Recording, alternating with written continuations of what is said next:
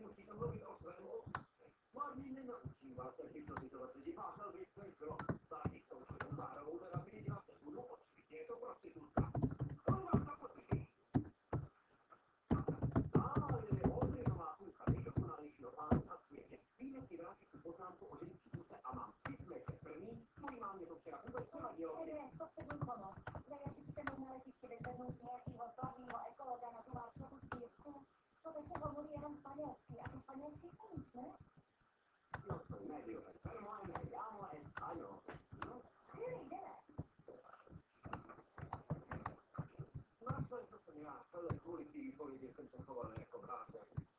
Tak jsem se ti chtěl omluvit. Hlavně nemusíš, nic se nestalo. Teda, hele, nechtěl bych třeba, pokud tedy nemáš zaskočit na oběd. Kámo, rád bych, ale nemusím. Jasný? Nic se neděje. Tak tiše.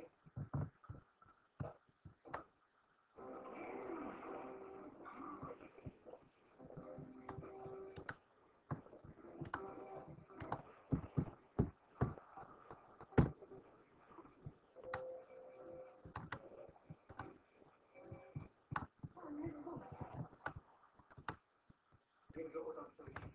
Ty si nepamatuješ. Ahoj, měla jsem cestu kolem, tak jsem tě přišla zkontrolovat. Včera tě to sebral. Ale ne, jsem v pohodě. Dobře. No a nechceš někam na oběd? Jasně? Jo, nevadí, když pozvu taky Marka? Ne? Jasně. Takže...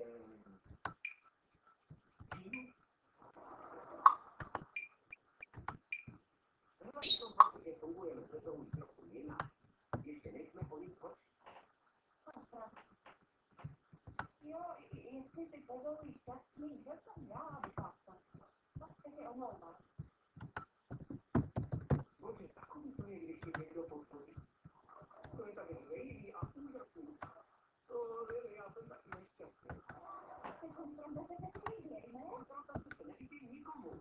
Nemohla by souhlasit aspoň s nějakou kravinou, třeba to, jaký půjdeme film, nebo co si dáme na pizzu, nebo to já myslím, životní sen postavit New Yorku mrakodrap. Na její obranu hamburgerová pizza? Je ti 12. No, pravdu. No, je skvělá, ale někdy si přeju, aby jsme byli víc jako ty.